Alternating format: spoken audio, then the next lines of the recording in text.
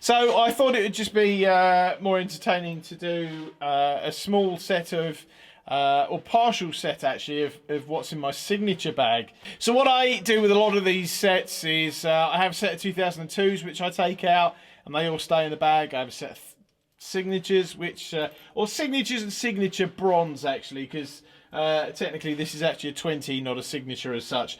But and you know, and then I keep all the colour sounds together, the blacks together, the whites together, the blues together, and so I've taken a small selection of some of the smaller, well, out of the signature bag, and so what I've got here is a set of 12-inch micro hats, which I bought around 2006 with actually, funny enough, the signature 6-inch splash, which is in this bag, and the traditional flat ride, which is also in this bag.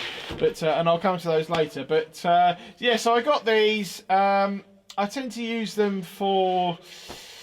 Well, I actually do tend to use them more than I do a 14s from the signature bag, mainly because I play mostly sort of in a ska band, and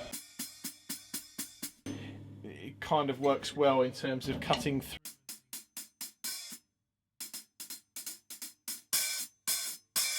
They're very quick, and you know, they're very bright, they're very loud, and they're quite cutting because obviously the frequency is that much higher. So you know, in the same for the same reason, I might also use 16 or 17-inch hi-hats in the, you know, which is basically the same reason Steve Jordan does, in that the pitch sits a bit lower, this sits a bit higher, and if I want to sort of, if I'm feeling particularly sort of Stuart Copeland-esque type mindset, you know, then I'll use these.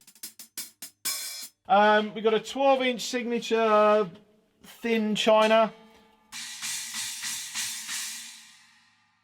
and I don't always set these up together. I carry I carry them in the bag, and I'll pull out whatever just I happen to fancy that evening. So I'll come back to these two. This is a 14-inch thin china, and over here we've got a 10-inch 20 mini china.